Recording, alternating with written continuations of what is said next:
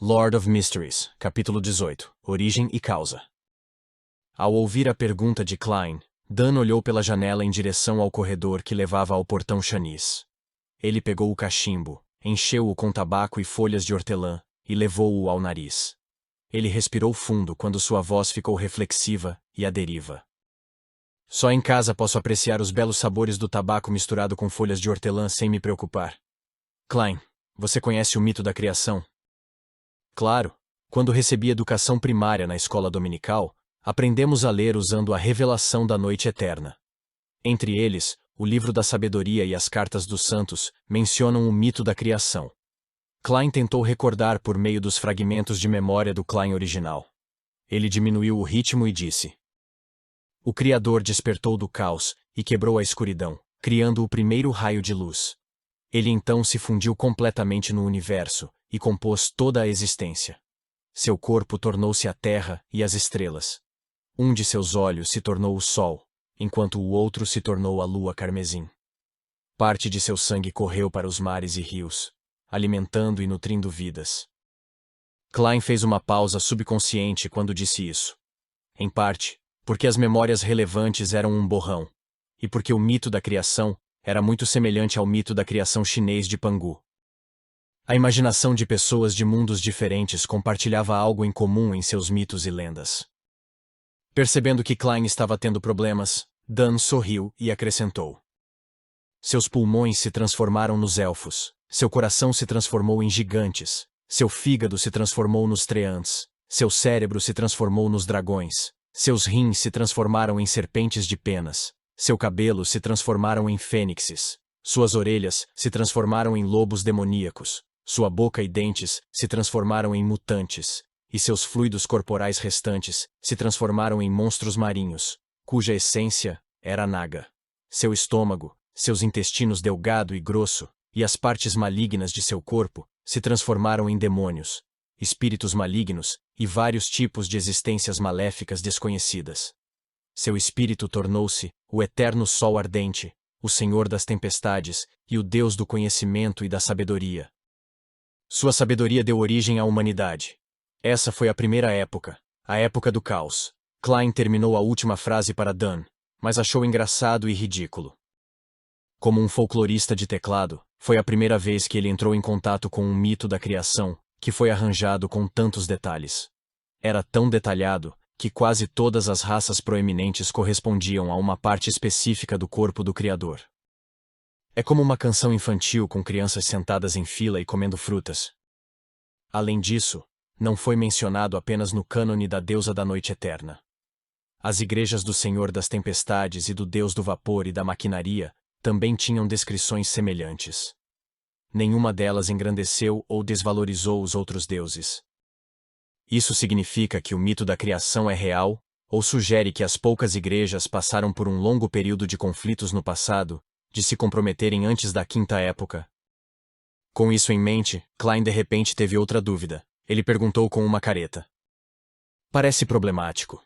Por que o eterno sol ardente, o Senhor das tempestades e o Deus do conhecimento e da sabedoria nascem direto do espírito do Criador, enquanto a deusa não? Nos registros pré-históricos da revelação da noite eterna, a deusa da noite eterna só acordou no final da segunda época. Junto com o Senhor das tempestades, o eterno sol ardente e outros deuses, ela abençoou e ajudou a humanidade a sobreviver ao cataclismo. Esse período também era conhecido como a terceira época, a época do cataclismo. Foi nessa época que a Mãe Terra e o Deus da Guerra também apareceram. Quanto ao Deus do Vapor e da Maquinaria, cujo nome original era Deus do Artesanato, nasceu apenas na quarta época. Nesse sentido, a posição entre os deuses parecia evidente. Os que eram mais antigos eram mais ortodoxos, era muito óbvio. Isso também incomodou os crentes da deusa da noite eterna. Dan Smith segurou o cachimbo com a outra mão e, em vez de responder, voltou com uma pergunta. Repita o título completo da deusa. Klein sentiu de imediato como se tivesse se esfaqueado com uma faca. Ele vasculhou seu cérebro e tentou o seu melhor para lembrar. A deusa da noite eterna é mais nobre que as estrelas, e mais eterna que a eternidade. Ela também é a Dama do Carmesim, a Mãe dos Segredos, a Imperatriz do Desastre e do Horror, senhora da calma e do silêncio. Por sorte, a mãe de Klein era uma crente devota da deusa da noite eterna. Quando ela ainda estava viva, recitava isso todas as noites no jantar. Mesmo que as memórias do Klein original estivessem fragmentadas, nem todas foram perdidas. O que a Dama do Carmesim simboliza? Dan perguntou com um tom orientador. A lua vermelha. No momento em que Klein respondeu, ele entendeu. Então, de que parte do Criador veio a lua vermelha? Perguntou Dan com um sorriso. Um dos olhos, Klein e Dan sorriram um para o outro. Isso não era menos impressionante do que o Senhor das Tempestades, que foi formado a partir de 1/3 do espírito do Criador. Quanto às igrejas da Mãe Terra e do Deus da Guerra, provavelmente tiveram explicações semelhantes. No entanto, o Deus do vapor e da maquinaria nasceu tarde demais para encontrar um motivo. Assim, a igreja deles esteve fraca nos últimos 1000 anos. Foi apenas com a invenção da máquina a vapor que eles aproveitaram a oportunidade de estar verdadeiramente em pé de igualdade com os outros deuses. Dan acariciou seu cachimbo de forma suave. A humanidade nasceu da sabedoria do Criador. Então temos cérebros inteligentes e extraordinários, mas carecemos de outros poderes mágicos. No entanto, a partir do mito da criação, podemos chegar a uma conclusão simples, mas clara. Tudo tem a mesma origem. Tem a mesma origem. Klein repetiu as últimas palavras. De acordo com essa conclusão, os humanos protegidos pelos deuses foram capazes de resistir aos gigantes, demônios e mutantes. Aos poucos, eles descobriram meios de obter o poder dos Beyonders, ou seja, usando as partes correspondentes dos espíritos malignos, dragões, monstros, árvores mágicas, flores ou cristais, e combinando-os com outros materiais para formar poções. Ao consumir e absorver uma poção, a pessoa ganhará diferentes poderes. Isso é conhecimento comum entre os estudos de misticismo. Dan não entrou em detalhes, e apenas fez uma breve introdução. Neste processo, nossos ancestrais confiaram em lições dolorosas para descobrir que, se consumissem poções de alto grau ou extraordinárias, isso levaria facilmente a consequências trágicas. Existem 3 resultados possíveis. Quais são? Pressionou Klein com curiosidade. Primeiro, a morte mental e o colapso completo de um corpo. Cada pedaço de carne se tornaria um monstro aterrorizante. Em segundo lugar, sua personalidade será alterada pelos poderes contidos na poção. Ela se tornará fria, sensível, irascível, cruel e indiferente. Terceiro, bem. Dan largou o cachimbo, pegou uma xícara de porcelana e tomou um gole. O café fermo do Vale do Rio Paz é amargo, mas muito perfumado. Deixa um sabor esplêndido. Você quer um pouco? Prefiro o café do Planalto Fina Potter. Claro. Só bebi algumas vezes na casa de Welch. Klein recusou de forma educada. Qual é o terceiro resultado? Distúrbio mental. A pessoa fica louca na hora, ficando mais diabólica que o diabo. Isso é o que significa perder o controle. Dan enfatizou as palavras perder o controle.